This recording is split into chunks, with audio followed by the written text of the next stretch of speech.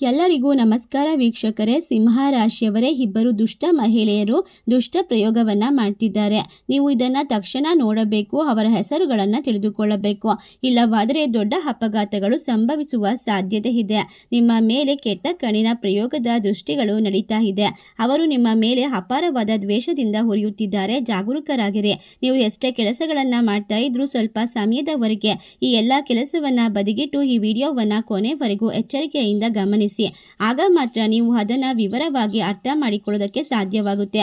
ಏಕೆಂದರೆ ಅವರು ನಿಮ್ಮ ಮೇಲೆ ಅನೇಕ ದುಷ್ಟ ಪ್ರಯೋಗಗಳನ್ನ ಮಾಡ್ತಿದ್ದಾರೆ. ಅದನ್ನ ಯಾರು ಮಾಡುತ್ತಿದ್ದಾರೆಂದು ನಿಮಗೆ ತಿಳಿದಿದ್ದರೆ ನೀವು ಖಂಡಿತವಾಗಿ ಅಪಘಾತಕ್ಕೆ ಒಳಗಾಗುತ್ತೀರಾ. ಅವರು ಯಾರು ಮತ್ತು ಅವರ ಹೆಸರುಗಳನ್ನ ಇವತ್ತಿನ ವಿಡಿಯೋದಲ್ಲಿ ಸಂಪೂರ್ಣವಾಗಿ ತಿಳಿಸಿಕೊಡ್ತೇನೆ. ಎಲ್ಲೂ ಕೂಡ ಸ್ಕಿಪ್ ಮಾಡದೆ ಪೂರ್ತಿಯಾಗಿ ನೋಡಿ. ಖಂಡಿತವಾಗಿ ಈ ಸಂದರ್ಭದಲ್ಲಿ ನಿಮ್ಮ ಜೀವನದಲ್ಲಿ ಲಭಿಸುವಂತಹ ಎಲ್ಲ ಸೌಭಾಗ್ಯವನ್ನ ಅವರು ದೂರ ಮಾಡೋದಕ್ಕೋಸ್ಕರ ಅನೇಕ ರೀತಿಯ ವಾಮಾಚಾರ ಮಾಟ ಮಂತ್ರವನ್ನ ನಿಮ್ಮ ಮೇಲೆ ಪ್ರಯೋಗ ಮಾಡ್ತಿದ್ದಾರೆ. ನಿಮಗೆ ಕೆಲವು ರೂಪಗಳಲ್ಲಿ ದೇವರು ವಿಶೇಷವಾಗಿರುವಂತಹ ಮುನ್ಸೂಚನೆಗಳನ್ನು ಕೊಡ್ತಾ ಇದ್ದಾರೆ. ಅವುಗಳನ್ನು ಬಳಸುವಂತವರು ಅದೃಷ್ಟವಂತರು. ಆದರೆ ನಾವು ಅದನ್ನು ಸರಿ ಎಂದು ಹೇಳಿದರೆ ಖಂಡಿತವಾಗಿ ಈ ಸಂದರ್ಭದಲ್ಲಿ ಕರ್ಮವೂ ಕೂಡ ಆಗಿರುತ್ತದೆ. ಹಾಗಾದರೆ ಆ ದೇವರು ಈ ಒಂದು ವಿಡಿಯೋದ ಮೂಲಕ ನಿಮಗೆ ಲಭಿಸುತ್ತಿರುವಂತಹ ವಿಶೇಷವಾದ ಮಾಹಿತಿ ಏನು? ಆ ದುಷ್ಟ ಶಕ್ತಿಗಳು, ಆ ದುಷ್ಟ ಜನರು ಯಾರು? ಖಂಡಿತ ನಿಮ್ಮ ಜೀವನದಲ್ಲಿ ನಿಮ್ಮ ಕೆಟ್ಟ ಪ್ರಯೋಗಗಳಿಗೆ ಏಕೆ ಮಾಡುತ್ತಿದ್ದಾರೆ? ಅದರ ಹಿಂದಿನ ನಿಜವಾದ ಅರ್ಥ ನಿಮಗೆ ತಿಳಿದರೆ ಖಂಡಿತ ಅಪಘಾತಕ್ಕೆ ಒಳಗಾಗುತ್ತೀರಾ. ಈ ಸಮಯ ಅವರ ಉದ್ದೇಶವೇನು? ಅವರು ನಿಮ್ಮನ್ನ ಯಾವುದೇ ರೀತಿಯ ಬೆಲೆಗೆ ತೆತ್ತಾದರೂ ರಸ್ತೆಗೆ ಎಸೆಯಲು ಬಯಸ್ತಾ ಇದ್ದಾರೆ. ಅವರು ನಿಮ್ಮ ಕುಟುಂಬವನ್ನ ತುಂಡುಗಳಾಗಿ ಹೊಡೆಯಲು ಬಯಸ್ತಾ ಇದ್ದಾರೆ. ನೀವು ಹೀಗೆ ಸಂತೋಷವಾಗಿರುವುದನ್ನ ಅವರು ತಮ್ಮ ಕಣ್ಣುಗಳಿಂದ ನೋಡೋದಕ್ಕೆ ಸಾಧ್ಯವಾಗ್ತಾ ಇಲ್ಲ. ಅವರು ನಿಮ್ಮ ಕಣ್ಣುಗಳಲ್ಲಿ ಬೆಂಕಿಯನ್ನ ಸುರಿಸುತ್ತಿದ್ದಾರೆ. ನಿಮ್ಮ ಮುಖದಲ್ಲಿ ಇರುವಂತಹ ನಗುವನ್ನ ಅಳಿಸಲು, ನಾಶ ಮಾಡಲು ಕಾಯ್ತಾ ಇದ್ದಾರೆ. ನಿಮ್ಮ ಕುಟುಂಬದಲ್ಲಿ ಯಾವುದೇ ಒಳ್ಳೆಯ ಕಾರ್ಯಗಳು, ಸಂತೋಷದ ಕಾರ್ಯಗಳು ನಡೀಬಾರದು. ನೀವು ಅಳಬೇಕು, ದುಃಖದಿಂದ ಇರಬೇಕು, ಕಣ್ಣೀರು ಮಾತ್ರ ಸುರಿಸಬೇಕು. ನೀವು ಯಾವಾಗಲೂ ಕೂಡ ಆರೋಗ್ಯ ಸಮಸ್ಯೆಗಳೊಂದಿಗೆ ಹೋರಾಡುತ್ತಿರಬೇಕು. ನಿಮ್ಮ ಜೀವನ ಒಡೆದು ಹೋಗಬೇಕು. ಶಪಿಸುತ್ತಿರುವಂತಹ ಈ ಸಂದರ್ಭದಲ್ಲಿ ಈ ರಾಶಿ ಚಕ್ರದ ಮಹಿಳೆಯರ ಬಗ್ಗೆ ಎಚ್ಚರವಾಗಿರಬೇಕು. ಖಂಡಿತವಾಗಿ ಸಿಂಹ ರಾಶಿಯವರೇ, ಈಗ ಈ ಮಹಿಳೆಯ ಹೆಸರನ್ನ ನಾನು ಸಂಪೂರ್ಣವಾಗಿ ನಿಮಗೆ ತಿಳಿಸಿಕೊಡ್ತೇನೆ. ಅವರು ಕೆಟ್ಟ ವಾಮಾಚಾರ ತಂತ್ರಗಳನ್ನ ನಿಮ್ಮ ಮೇಲೆ ಏಕೆ ಪ್ರಯೋಗ ಮಾಡ್ತಿದ್ದಾರೆ? ನಿಮಗೂ ಅವರಿಗೂ ಇರುವಂತಹ ಸಂಬಂಧ ಏನು? ನಿಮ್ಮ ಜೀವನ ಏಕೆ ಇಷ್ಟೊಂದು ಕಷ್ಟ, ಅಲ್ಲೋಲ ಕಲ್ಲೋಲ, ತೊಂದರೆಯನ್ನ ಪರಿಸ್ಥಿತಿಯನ್ನ ಎದುರಿಸ್ತಾ ಇದೆ? ನೀವು ಜೀವನದಲ್ಲಿ ಯಾವ ರೀತಿ ಮುಂದೆ ಬರಬೇಕು? ಆ ವ್ಯಕ್ತಿಗಳಿಂದ ಯಾವ ರೀತಿ ದೂರವಾಗಬೇಕು? ಈಗ ನಿಮ್ಮನ್ನ ಅನೇಕ ಅಪಘಾತಗಳಿಂದ ರಕ್ಷಿಸುತ್ತಿರುವಂತಹ ದೇವರು ಕಳೆದ ಕೆಲವು ವರ್ಷಗಳಿಂದ ನೀವು ನೋಡಿದರೆ ನಿಮಗೆ ಹೆಚ್ಚಿನ ಆ ವಾಹನ ಅಪಘಾತಗಳು ಸಂಭವಿಸಿರಬಹುದು. ಕುಟುಂಬದಲ್ಲಿ, ಮನಸ್ಸಿನಲ್ಲಿ ಶಾಂತಿಯ ಕೊರತೆ, ಸರಿಯಾದ ನಿದ್ರೆಯ ಕೊರತೆ, ಮಾನಸಿಕವಾಗಿ, ದೈಹಿಕವಾಗಿ ತುಂಬಾ ಕಿರಿಕಿರಿ, ನಿಮಗೆ ಒಮ್ಮೆ ಇರ್ತಕ್ಕಂತಹ ಆಲೋಚನೆಗಳು ಇರೋದು, ಹಾಗೆಯೇ ತಲೆನೋವು, ಯಾವುದೇ ರೀತಿಯ ಸಮಸ್ಯೆಗಳಿಲ್ಲ ಅಂದ್ರೂ ಕೂಡ ಮನಸ್ಸಿನಲ್ಲಿ ಯಾವುದೇ ರೀತಿಯ ದುಃಖಗಳಿಲ್ಲದೆ ಅಳು ಬರುವಂಥದ್ದು, ಕಷ್ಟಗಳನ್ನು ನೆನೆಸಿಕೊಂಡು ನೀವು ಕಂಗಾಲಾಗ್ತಾ ಇರೋದು, ಒಟ್ಟಾರೆಯಾಗಿ ಒಂಟಿತನದ ಭಾವನೆಯನ್ನ ಎದುರಿಸ್ತಿದ್ದೀರಾ. ಹಲವಾರು ಸಮಸ್ಯೆಗಳು ನಿಮ್ಮನ್ನೇ ಏಕೆ ಹುಡುಕಿಕೊಂಡು ಬರುತ್ತಾ ಇದೆ ಅಂತ ನೀವು ಯೋಚನೆ ಮಾಡ್ತಾ ಇರ್ಬೋದು. ಸಿಂಹ ರಾಶಿಯವರು ನಾಯಕತ್ವದ ಗುಣವನ್ನ ಹೊಂದಿದ್ದಾರೆ. ಯಾವುದೇ ಕಷ್ಟಗಳು ಬಂದರೂ ಕೂಡ ಅದನ್ನು ಎದುರಿಸುವಂತಹ ಸಂಪೂರ್ಣವಾದ ಮನಸ್ಥಿತಿ, ಆತ್ಮಬಲ, ಧೈರ್ಯ ಎಲ್ಲ ಇರುತ್ತದೆ. ಒಟ್ಟಾರೆಯಾಗಿ ನೀವು ಹೊರ ನಡೆಯುತ್ತಿರುವಂತೆ, ನಿಮ್ಮನ್ನ ಬರುತ್ತಿರುವಂತೆ ಎಲ್ಲವೂ ಕೂಡ ನೋವು ಉಂಟು ಮಾಡ್ತಾ ಇತ್ತು. ದುಸ್ಸಪ್ನಗಳು, ತಲೆನೋವಿನಿಂದ ಎಚ್ಚರಗೊಳ್ಳೋದು, ರಾತ್ರಿ ಸರಿಯಾಗಿ ನಿದ್ರೆ ಮಾಡಲು ಸಾಧ್ಯವಾಗದೇ ಇರೋದು, ಯಾವುದೇ ಕೆಟ್ಟ ಕೆಲಸಗಳಲ್ಲಿ ನೀವು ಗಮನ ಕೊಡದೇ ಹೋದ್ರೂ ಕೂಡ ನಿಮ್ಮ ಮನಸ್ಸಿನಲ್ಲಿ ಕೆಟ್ಟದಾದ ನಕಾರಾತ್ಮಕ ಆಲೋಚನೆಗಳು ಪದೇ ಪದೇ ನಿಮಗೆ ತೊಂದರೆಯನ್ನ ಕೊಡ್ತಾ ಇದೆ. ನಿಮ್ಮ ಜೀವನದಲ್ಲಿ ಸ್ವಲ್ಪ ಸಮಯದಿಂದ ನೀವು ಗಮನಿಸಿರಬಹುದು. ಇದರ ಹೊರತಾಗಿ ಅರ್ಥ ಅಂತ ಅಂದ್ರೆ ಸಮಸ್ಯೆಗಳು ಬೆಟ್ಟದಷ್ಟು ದೊಡ್ಡದಾಗಿಲ್ಲ, ಆದರೆ ನೀವು ಸರ್ವಶಕ್ತರು ಆಗಿದ್ರು ಕೂಡ ನಿಮ್ಮನ್ನ ಯಾರೋ ಒಬ್ರು ರಕ್ಷಣೆ ಮಾಡ್ತಾ ಇದ್ದಾರೆ. ನಿಮ್ಮ ಜೀವನದಲ್ಲಿ ಬರ್ತಕ್ಕಂಥ ತೊಂದರೆಯನ್ನ ದೂರ ಮಾಡ್ತಿದ್ದಾರೆ. ಅವರು ಯಾರು? ಖಂಡಿತವಾಗಿ ಅವರು ನಿಮ್ಮ ಜೀವನದಲ್ಲಿ ಇರ್ತಕ್ಕಂಥ ವಿಶೇಷವಾದ ದೇವರೇ ಆಗಿರ್ತಾರೆ. ನಿಮ್ಮ ಜೀವನದಲ್ಲಿ ನೀವು ನಂಬಿರುವಂತಹ ಒಂದು ದೈವದ ರಕ್ಷಣೆ ನಿಮ್ಮ ಮೇಲಿದೆ. ಅದಕ್ಕೋಸ್ಕರ ಎಂಥದ್ದೇ ದುಷ್ಟಶಕ್ತಿಗಳ ಕಾಟ, ತೊಂದರೆಗಳು ನಿಮ್ಮ ಮನೆ ಮೇಲೆ ನಕಾರಾತ್ಮಕವಾದ ಪರಿಣಾಮವನ್ನ ಬೀರ್ತಾ ಇದ್ರು ಕೂಡ ಕೂದಲೆಳೆಯಷ್ಟರಲ್ಲೇ ನೀವು ಎಲ್ಲದಿಂದ ಕೂಡ ಬಚಾವಾಗ್ತಾ ಇದ್ರಿ. ಆದರೆ ಈಗ ಅನಿವಾರ್ಯವಾಗಿ ಕಷ್ಟಗಳನ್ನ ಸರಿಸಿ ನಿಮಗೆ ವಿಶೇಷವಾಗಿ ಕಲ್ಪನೆನೇ ಇಲ್ಲದೆ ಇರುವಂತಹ ರೀತಿ ಹಲವಾರು ಸಮಸ್ಯೆಗಳಿಗೆ ನೀವೇ ನಿಮ್ಮನ್ನ ದೂಡಿದ್ದೀರಾ. ಯಾಕೆಂದ್ರೆ ತಪ್ಪು ಜನರ ಸ್ನೇಹವನ್ನ ಮಾಡಿದ್ದೀರಾ, ತಪ್ಪು ಜನರ ಜೊತೆ ಬಾಂಧವ್ಯದಿಂದ ಇದ್ದೀರಾ, ಅವರ ಸ್ನೇಹವನ್ನ ಬಯಸ್ತಾ ಇದ್ದೀರಾ. ಅದರಿಂದಾಗಿ ನಿಮಗೆ ಇಷ್ಟೆಲ್ಲ ಕಷ್ಟಗಳು ಬಂದಿದೆ. ಖಂಡಿತವಾಗಿ ನೀವು ಈಗ ಎಲ್ಲವನ್ನ ಸರಿ ಮಾಡಿಕೊಳ್ಳೋದಕ್ಕೆ ಮನಸ್ಸನ್ನ ಮಾಡಬೇಕಾಗಿರುತ್ತೆ. ಆದರೆ ನಾವು ಪ್ರೀತಿಸುವಂತಹ ಜನರು ನಮ್ಮ ಸ್ವಂತ ಜನರು, ನಮ್ಮ ರಕ್ತ ಸಂಬಂಧಿಗಳು. ನಾವು ಎಂದೂ ಕೂಡ ಅವರನ್ನ ಬಲವಾಗಿ ನಂಬಿದರೆ ನಾವು ಆ ನೋವಿನ ಬಗ್ಗೆ ಯಾರಿಗೂ ಕೂಡ ಹೇಳಲು ಸಾಧ್ಯವಾಗುವುದಿಲ್ಲ. ಏಕೆಂದರೆ ನಾವು ದುರ್ಬಲರಾಗಿರುತ್ತೇವೆ, ನಾವು ದುರ್ಬಲರಾಗ್ತಾ ಹೋಗ್ತಿದ್ದೇವೆ ಎನ್ನುವಂಥ ಕೊರಗು ನಮಗೆ ತುಂಬಾನೇ ಅನುಭವಿಸುತ್ತಿರುವಂತೆ ಮಾಡ್ತಾ ಇರುತ್ತೆ. ಸಾಂತ್ವನವಿನ ಕೊಡುವಂತಹ ಜನರು ನಿಮ್ಮ ಪಕ್ಕದಲ್ಲಿ ಈಗ ಇಲ್ಲ. ನಿಮ್ಮ ನೋವು ದುಃಖವನ್ನು ನೋಡಿ ಸಂತೋಷ ಪಡುವಂತಹ ಜನರನ್ನು ನೀವು ನಿಮ್ಮ ಮನೆ ತುಂಬ ಸೇರಿಸಿಕೊಂಡಿದ್ದೀರಾ. ಅವರಿಂದ ನೀವು ವಿಶೇಷವಾಗಿ ಎಚ್ಚರಿಕೆಯಿಂದ ಇರಬೇಕು. ಯಾವುದೇ ಮೌಲ್ಯವಿಲ್ಲ, ಗೌರವ ಇಲ್ಲ, ಶಿಷ್ಟಾಚಾರ ಕಡಿಮೆ ಆಗ್ತಾ ಇದೆ. ಆದ್ದರಿಂದ ನಾವು ಕೆಲವು ವಿಚಾರಗಳನ್ನು ನಿಮಗೆ ರಹಸ್ಯವಾಗಿಟ್ಟುಕೊಂಡು ನಿಮ್ಮನ್ನು ನಾವು ಪುಡಿ ಪುಡಿ ಮಾಡುತ್ತಿದ್ದೇವೆ. ನೀವು ಇರುವಂತಹ ಯಾವುದೇ ಬಹಳಷ್ಟು ಅನುಭವಿಸುತ್ತಿರುವಂತಹ ಕಷ್ಟಗಳನ್ನು ಸ್ಪಷ್ಟವಾಗಿ ಹೇಳಬಹುದು. ಮತ್ತು ನೀವು ಇಲ್ಲಿ ಅನುಭವಿಸುತ್ತಿರುವಂತಹ ನೋವುಗಳು, ತೊಂದರೆಗಳು, ಅವಮಾನಗಳು, ಒಂಟಿತನ, ಆರೋಪಗಳು, ಕಣ್ಣೀರುಗಳು ಹೀಗಿಲ್ಲ. ಯಾಕಂದರೆ ನಿಮ್ಮ ಮೇಲೆ ಹಲವು ರೀತಿಯ ಆರೋಪಗಳನ್ನು ಮಾಡಲಾಗಿದೆ. ನೀವು ಮಾಡದೇ ಇರುವಂತಹ ತಪ್ಪುಗಳಿಗೆ, ನೀವು ಏನನ್ನಾದರೂ ಮಾಡಿದ್ದೀರಾ ಎನ್ನುವಂತಹ ವಿಚಾರಗಳಿಗೆ ನಿಮಗೆ ಅವಮಾನಗಳನ್ನು ಮಾಡ್ತಾನೆ ಇದ್ದಾರೆ. ಖಂಡಿತವಾಗಿ ನಿಮ್ಮನ್ನು ಕುಗ್ಗಿಸ್ತಾ ಇದ್ದಾರೆ. ನಿಮ್ಮ ಜೀವನದಲ್ಲಿ ಇರ್ತಕ್ಕಂತಹ ಶಕ್ತಿಯನ್ನು ದೂರ ಮಾಡ್ತಿದ್ದಾರೆ. ಆ ಮಹಿಳೆಯರು ಮತ್ತು ಪುರುಷರಿಗೆ ಜನರು ಎಷ್ಟೊಂದು ತೊಂದರೆ ನೀಡ್ತಿದ್ದಾರೆ ಎಂದು ನಿಮಗೆ ಮಾತ್ರ ಗೊತ್ತಿರುತ್ತದೆ. ನೀವು ಇಂತಹ ವಿಚಾರಗಳನ್ನು ಹೇಳಲೇಬೇಕಾಗುತ್ತದೆ. ನೀವು ಯಾರಿಗೂ ಕೂಡ ಊಹಿಸಿರೋದಕ್ಕೆ ಸಾಧ್ಯವಿಲ್ಲ. ಅಂತಹ ಭಯಂಕರವಾದ ಮಾತುಗಳು ಒಳ್ಳೆಯದಕ್ಕಿಂತ ಹೆಚ್ಚಾಗಿ ನಂಬಿದಂತಹ ವ್ಯಕ್ತಿಗಳಿಂದ ಬಂದಾಗ ಮನಸ್ಸಿನಲ್ಲಿ ಇರ್ತಕ್ಕಂಥ ನೋವು ಜಾಸ್ತಿ ಆಗುತ್ತೆ.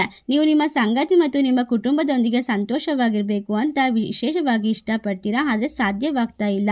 ಮನೆಯಲ್ಲಿ ನೆಮ್ಮದಿ ಸಿಗ್ತಾ ಇಲ್ಲ. ನಿಮ್ಮ ಮುಂದೆ ನಗುತ್ತಿರುವಂತೆ ನಟಿಸುತ್ತಿರುವಂತಹ, ನಗುತ್ತಲೇ ಇರುವಂತಹ ಜನರು ನಿಮ್ಮ ಹಿಂದೆಗಡೆ ಮಾಡುವಂತಹ ಕೆಟ್ಟ ಕಾರ್ಯಗಳು ನಿಮ್ಮನ್ನು ಅಳುವಂತೆ ಮಾಡ್ತಾ ಇದೆ. ಅವಮಾನಗಳು ನಿಮಗಿರಬಹುದು, ಆದರೆ ಅವುಗಳು ನಿಮ್ಮ ಮುಂದೆ ಹೇಗೆ ನಟಿಸುತ್ತಾರೆ? ಅವರು ನಿಮ್ಮನ್ನು ನೋಡದೆಯೇ ನಿಮ್ಮ ಕಣ್ಣೀರನ್ನು ಬೆಂಕಿಯಂತೆ ಸುರಿಸುತ್ತಿದ್ದಾರೆ. ಅವರು ನಿಮ್ಮ ಕುಟುಂಬದ ಘರ್ಷಣೆಗಳನ್ನು ನೋಡಲು ಮತ್ತು ಉಂಟು ಮಾಡಲು ಸಾಧ್ಯವಾಗ್ತಾ ಇದೆ.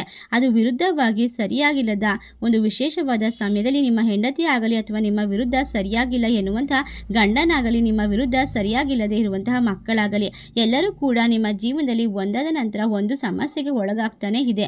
ಯಾವುದೇ ಪರಿಸ್ಥಿತಿಯನ್ನು ಕೂಡ ಉತ್ತಮ ಮಾಡಬೇಕು, ಬಲವಾಗಿರುವಂತಹ ನೆಮ್ಮದಿಯ ಜೀವನವನ್ನು ಕಟ್ಟಿಕೊಳ್ಬೇಕು ಎನ್ನುವಂತಹ ನಿಮ್ಮ ಆಸೆಗಳನ್ನು ಈಗ ಶತ್ರುಗಳು ನೆಲಸಮ ಮಾಡ್ತಾ ಇದ್ದಾರೆ. ಇದಕ್ಕೆಲ್ಲ ಏನು ಕಾರಣ ಅಂತಂದರೆ, ಅವರು ನಿಮ್ಮನ್ನು ಮೊದಲು ಬಹಳವಾಗಿ ಪ್ರೀತಿ ಮಾಡ್ತಾ ಇದ್ರು. ನಿಮ್ಮ ಕೆಲವೊಂದಿಷ್ಟು ನಡವಳಿಕೆಗಳು ಅವರಿಗೆ ತಪ್ಪು ಅಂತ ಅನಿಸಿರ್ಬೋದು. ಆದ್ದರಿಂದ ನಿಮ್ಮ ವಿಶೇಷವಾಗಿರುವಂತಹ ಕುಟುಂಬ ಜೀವನದ ಶಾಂತಿ ನೆಮ್ಮದಿಯನ್ನು ಕಳೆದೊಡೋಕ್ಕೋಸ್ಕರ ಈ ಕೆಲಸಗಳನ್ನು ಮಾಡ್ತಾ ಹೋಗ್ತಿದ್ದಾರೆ. ನೀವು ಇದರಲ್ಲಿ ಅರ್ಥ ಮಾಡಿಕೊಳ್ಳಿ ಮತ್ತು ಅವರೊಂದಿಗೆ ಬಹಳ ಜಾಗರೂಕರಾಗಿರಿ. ಸಾಧ್ಯವಾದರೆ ಅವರನ್ನು ದೂರವಿಡಿ.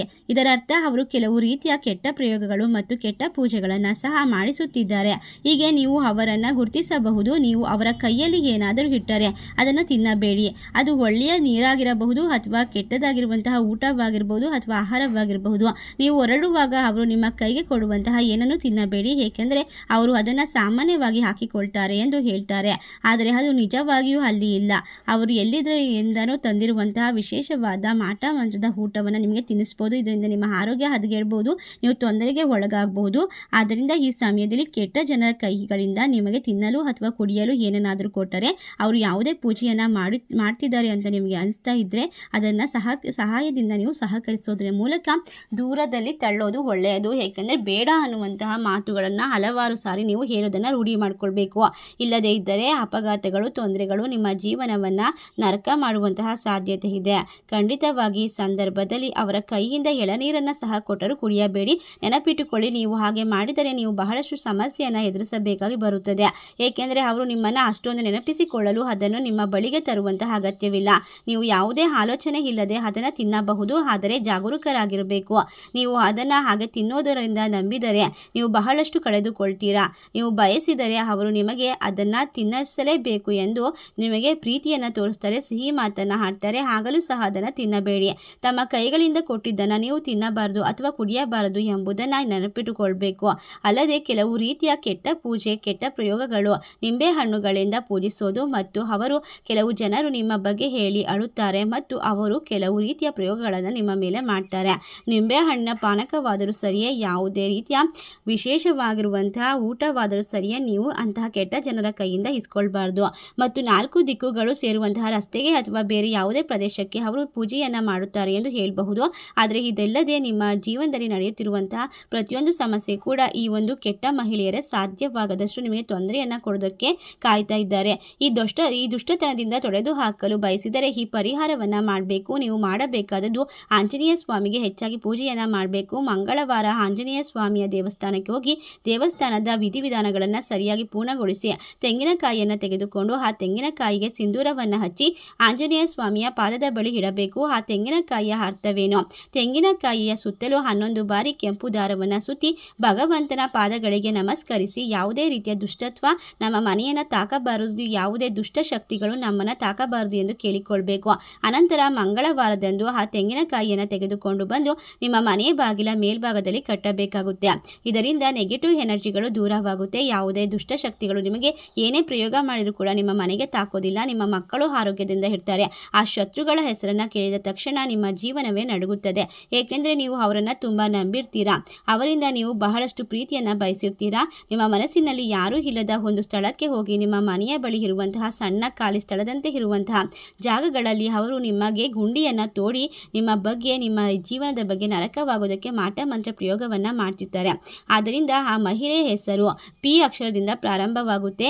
ಆ ಇಬ್ಬರು ಮಹಿಳೆಯರು, ಒಬ್ಬರು ಪಿ ಅಕ್ಷರದಿಂದ ಶುರುವಾಗುತ್ತೆ, ಇನ್ನೊಂದು ಎನ್ ಅಕ್ಷರದಿಂದ ಶುರುವಾಗುತ್ತೆ. ಈ ಮಹಿಳೆಯರ ಬಗ್ಗೆ ನೀವು ಜಾಗರೂಕರಾಗಿರಬೇಕು. ಇಲ್ಲದಿದ್ದಲ್ಲಿ ದುಃಖಿತರಾಗುವಂತಹ ಪರಿಸ್ಥಿತಿಗಳು ಹೆಚ್ಚಾಗಿರುತ್ತೆ. ಈ ಎಲ್ಲ ರೀತಿಯ ಶತ್ರುಗಳ ಕಾಟವು, ಕೆಟ್ಟ ಕಣ್ಣಿನ ದೃಷ್ಟಿದೋಷಗಳು, ಪ್ರಯೋಗಗಳು, ನಿಮ್ಮ ಮನೆಯಲ್ಲಿ ಜಗಳಗಳು, ಮನಸ್ಸಿನಲ್ಲಿ ಅಶಾಂತಿಯ ಕೊರತೆ, ಶಾಂತಿ ಇಲ್ಲದೆ ಇರೋದು, ನೆಮ್ಮದಿನೇ ಇಲ್ಲದೆ ಇರೋದು, ಕಣ್ಣೀರು, ಕಷ್ಟಗಳನ್ನು ಬರಮಾಡ್ಕೊಳ್ಳೋಕ್ಕೆ ನಾಂದಿ ಹಾಡ್ತಾ ಇರುತ್ತೆ. ಇವೆಲ್ಲವೂ ಕಡಿಮೆ ಆಗುತ್ತೆ. ನಿಮ್ಮ ಜೀವನದಲ್ಲಿ ದುರ್ಗಾದೇವಿಯ ಪೂಜೆಯನ್ನು ಕೂಡ ಮಾಡ್ಕೊಳ್ಬೇಕಾಗುತ್ತೆ. ದುರ್ಗಾದೇವಿಗೆ ವಿಶೇಷವಾಗಿ ನಿಂಬೆಹಣ್ಣಿನ ಹಾರ ಅಥವಾ ನಿಂಬೆಹಣ್ಣಿನ ದೀಪವನ್ನು ಹಚ್ಚೋದ್ರಿಂದ ನಿಮ್ಮ ಮನೆಯಲ್ಲಿ ಸಾಲಬಾಧೆಗಳು ಕಡಿಮೆ ಆಗುತ್ತೆ, ಒಳ್ಳೆಯ ಫಲಿತಾಂಶಗಳು ಬರುತ್ತೆ. ಏಕೆಂದರೆ ಈ ಪರಿಹಾರಗಳು ನಿಮ್ಮನ್ನು ಆ ದುಷ್ಟತನದಿಂದ ಸಂಪೂರ್ಣವಾಗಿ ದೂರ ಮಾಡುತ್ತೆ. ಆದ್ದರಿಂದ ಇದನ್ನು ನೋಡಿ ನಿಮ್ಮ ಜೀವನದಲ್ಲಿ ಇನ್ನು ಮುಂದೆ ಎಲ್ಲ ರೀತಿಯ ಒಂದು ಸಕಾರಾತ್ಮಕವಾಗಿರುವಂತಹ ಪರಿಣಾಮವನ್ನು ಪಡೆದುಕೊಳ್ತೀರಾ. ಈಗ ಮಹಿಳೆಯಾಗಿದ್ದರೆ ನಿಮ್ಮ ಜೀವನದಲ್ಲಿ ಎಡಗೈಯಲ್ಲಿ ಅಥವಾ ಪುರುಷನಾಗಿದ್ದರೆ ನಿಮ್ಮ ಬಲಗೈಯಲ್ಲಿ ಒಂದು ನಿಂಬೆಹಣ್ಣನ್ನು ಹಿಡಿದುಕೊಂಡು ನಿಮ್ಮ ತಲೆಯಿಂದ ಕಾಲಿನವರೆಗೆ ಸುರುಳಿಕಾರ ಸುತ್ತಿ ನಿಮ್ಮ ಜೀವನದಲ್ಲಿ ಇರ್ತಕ್ಕಂಥ ತೊಂದರೆಗಳನ್ನು ಹೇಳ್ಕೊಂಡು ಅದನ್ನು ತೆಗೆದುಕೊಂಡು ಹೋಗಿ 3 ಕೂಡುವಂತಹ ರಸ್ತೆಯಲ್ಲಿ ನಿಮ್ಮ ಎಡಗಾಲಿನಿಂದ ತುಳಿದು ಬರಬೇಕು. ಈ ರೀತಿಯಾಗಿ ಮಾಡೋದ್ರಿಂದ ಯಾವುದೇ ರೀತಿಯ ಮಾಟ ಮಂತ್ರಗಳು ನಿಮಗೆ ತಾಕೋದಿಲ್ಲ.